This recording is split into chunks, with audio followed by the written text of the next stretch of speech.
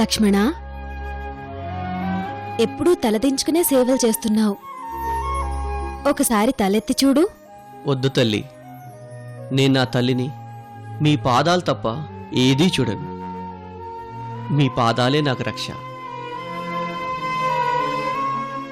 చూసావా, నీ మరిది అయోధ్యను వదిలినా అమ్మను మాత్రం వదలలేదు.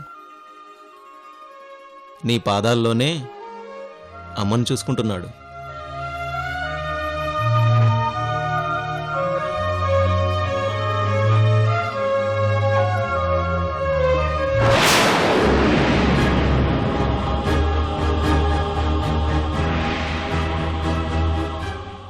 ఏంటి సీత, ఏం చూస్తున్నావు? స్వామి, అదిగో బంగారు లేడీ.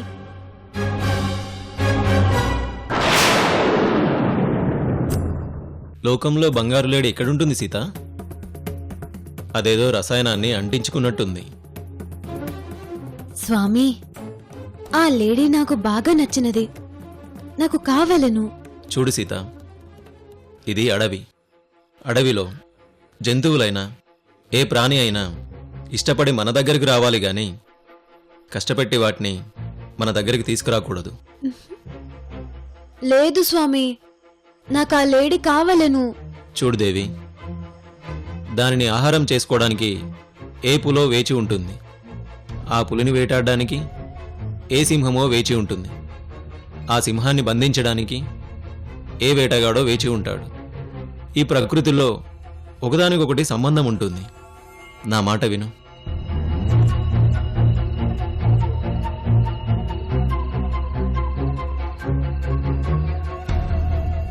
నాదా, నేను బంగారు లేడి కోరితిని. మీరు తెచ్చి ఇచ్చిదరా లేదా?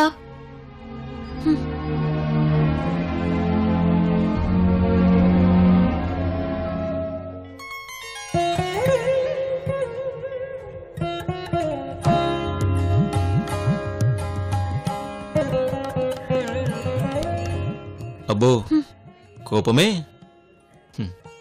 సరే సీత, నేనిప్పుడే వెళ్తాను.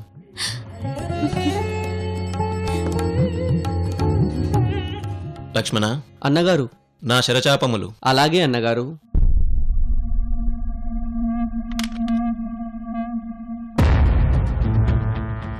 ఇవిగోండి. అన్నగారు, ఈ అల్పకార్యానికి మీరెందుకు? నేను వెళ్తాను, అనుమతినివ్వండి. లేదు లక్ష్మణ, నేనే వెళ్ళాలి. భర్తగా మీ వదిన గారి కోరిక తీర్చే బాధ్యత నాది. నువ్వు మీ వదినకి రక్షణగా ఇక్కడే ఉండు. ఆజ్ఞ అన్నగారు.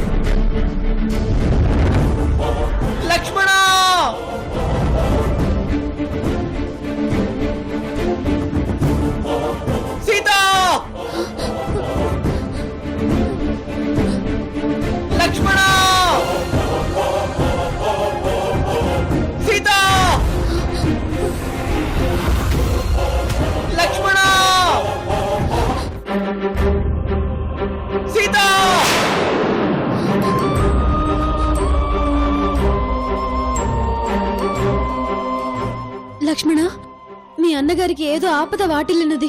వెంటనే వెళ్ళుము. తల్లి, అన్నగారు అసహాయ సూర్యుడు.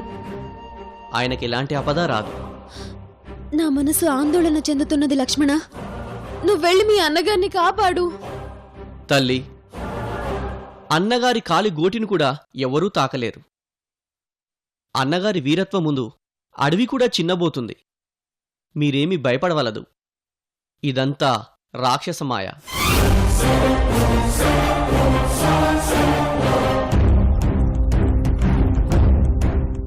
లక్ష్మణ, నువ్వు తక్షణమే వెళ్తావా లేదా? క్షమించండి తల్లి. మీకు రక్షగా ఉంటానని అన్నగారికి మాట ఇచ్చాను. ఇచ్చిన మాట తప్పలేను. ఓహో, మీ అన్నగారికి ఏమైనా అయితే వనవాసం ఇప్పుడే ముగుస్తుంది. అప్పుడు అయోధ్యని నువ్వు భరతుడు ఏలుకోవాలని కలలు కంటున్నారా?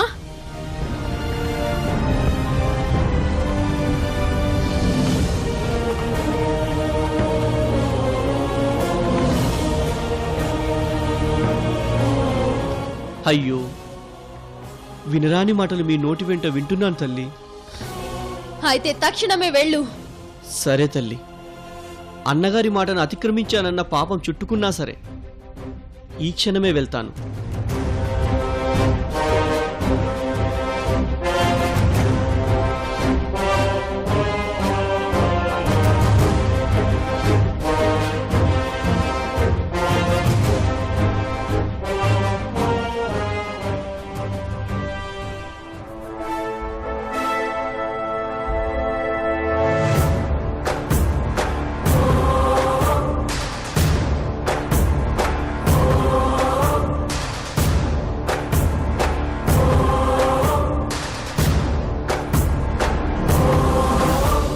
తల్లి, నేనిక్కడ లక్ష్మణరేఖ గీశాను. ఈ గీత మంత్రశక్తితో గీసినది. ఇది దాటి ఎవ్వరూ లోపలికి ప్రవేశించలేరు. ఇది దాటి ఎట్టి పరిస్థితుల్లో కూడా బయటికి రాకూడదు. ఇది లక్ష్మణరేఖ. ఆశీర్వదించండి తల్లి. వెళ్ళొస్తాను. విజయోస్తు.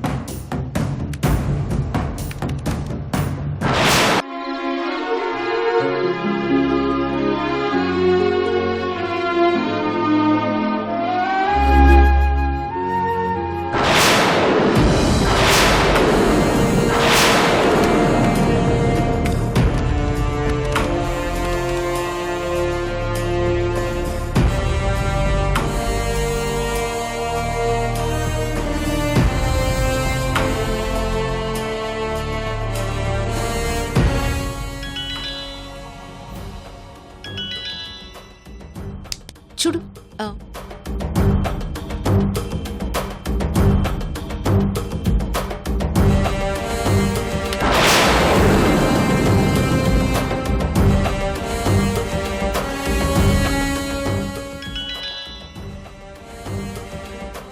లక్ష్మి, ఒక్క నిమిషం.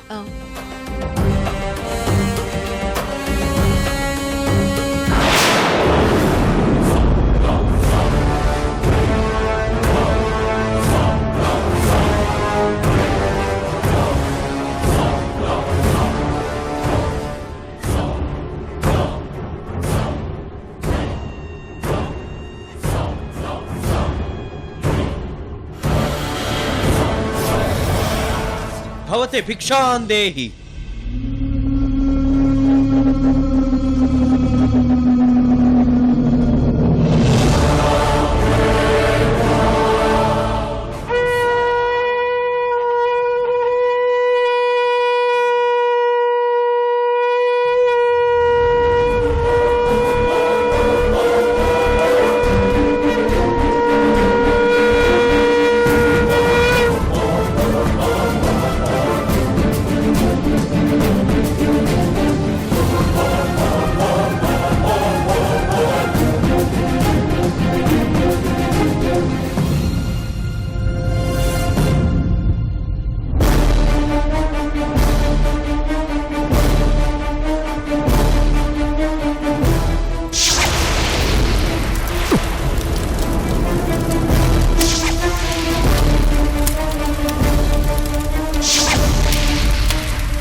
ఓ లక్ష్మణ, మంత్రశక్తితో ఈ లక్ష్మణ రేఖ గీసి మీ వదిన గారిని రక్షిస్తున్నావా?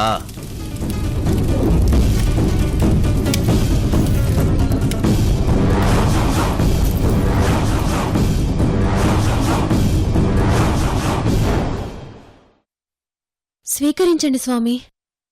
స్వీకరించడమా? ఏమిటి నువ్వు నన్ను అవమానిస్తున్నావు? స్వీకరించడం కాదు, సమర్పించు. ఆ గీత దాటి భిక్ష వేస్తేనే ఆ భిక్ష నేను స్వీకరిస్తాను.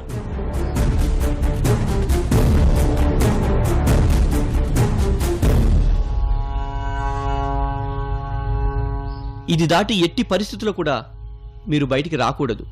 ఇది లక్ష్మణ రేఖ.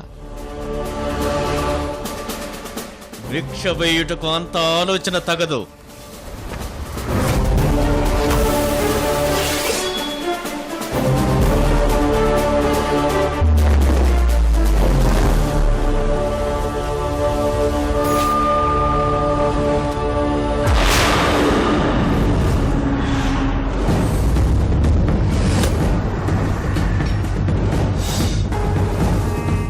స్వీకరించండి స్వామి.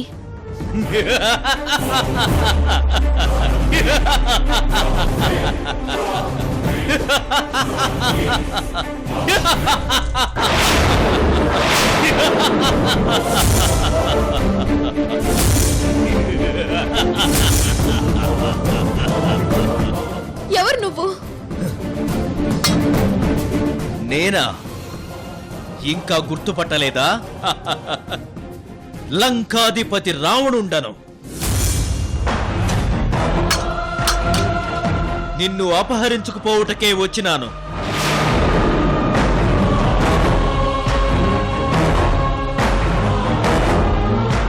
ఇది అధర్మం. అధర్మమా? నా సహోదరి ముక్కు చెవులు కోసి పంపితిరి కదా, అది అధర్మం కాదా? నీ చెల్లెలు కామంతో కళ్ళు మూసుకుపోయి నా పతిదేవుణ్ణి కోరుకుంది. ఆయన తిరస్కరించాడు. కాని కామకాంక్షతో నా పతిదేవుణ్ణి దక్కించుకోవాలన్న దురాశతో నన్ను చంపడానికి వస్తే నా మరిది ఆ ప్రయత్నాన్ని ఆపాడు. ఆడదాన్ని చంపకూడదని తన ముక్కు చెవులు కోసి పంపించాడు. మహా అందగత్తె అయిన నా చెల్లెలు కురూపి అయ్యింది. నా సహోదరికి జరిగిన ఘోర అవమానానికి ప్రతీకారం తీర్చుకోటానికే నిన్ను అపహరించుకుపోవుటకే వచ్చినాను.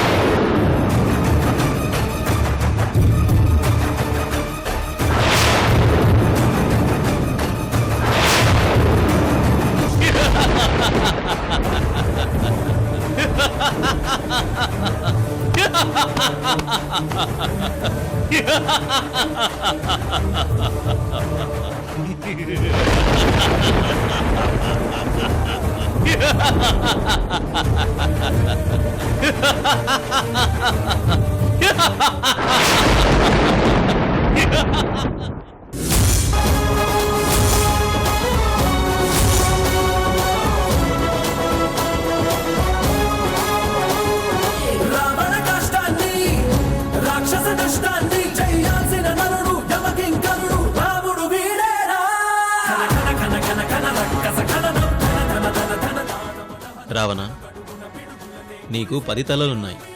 వాటిల్లో ఒక్క తలైనా చెప్పలేదా పరాయి స్త్రీని చెరబట్టకూడదని?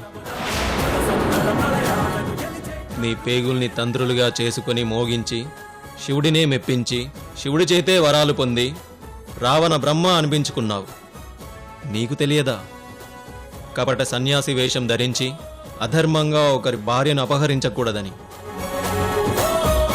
ఎన్నో యాగాలకు యజ్ఞాలకు పురోహితుడవై దేవాది దేవతల చేత బలా అనిపించుకున్నవాడివే. నీకు తెలియదా పరాయి స్త్రీని కన్నెత్తి చూడకూడదని? జ్యోతిష్యంలో మహాప్రావీణ్యం పొందినవాడివి. ఎదుటి వారిని చూసి వారి భూత భవిష్యత్ వర్తమాన కాలాలు దర్శించగల మహాకృష్ణుడు అంటారే, నీకు తెలియదా పతివ్రతల జోలికి వెళ్ళకూడదని? ఏయ్ రామా, ఆపు.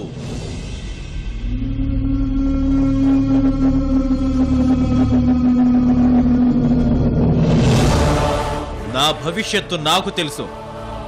నీ భవిష్యత్తు ఇప్పుడు నా చేతుల్లో ఉంది. నా భవిష్యత్తు నీ చేతుల్లో లేదు రావణ. ఇప్పుడు నీ భవిష్యత్తు, ఈ సకల చరాచర సృష్టి నా చేతుల్లో ఉంది. ఇప్పటికైనా మించిపోయిందేమీ లేదు. సీతను నాకు అప్పగించి సగౌరవమైన సంధి చేసుకో. ఇంత దూరం వచ్చిన పిదప వెనుతిరగటం మాకు తెలియదు. కాచుకొమ్ము. వినాశకాల విపరీత బుద్ధి.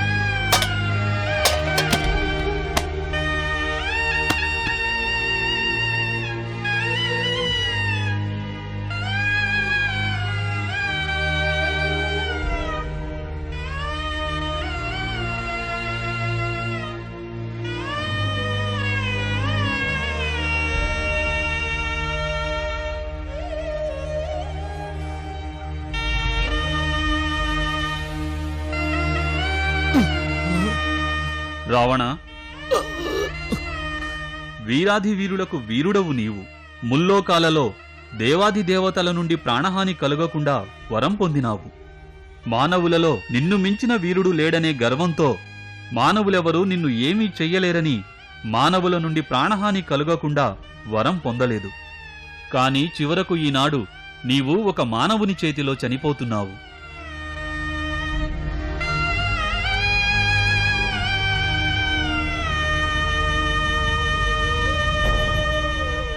ఇంకయూ నీకు అవగతము కాలేదా రావణ బ్రహ్మ?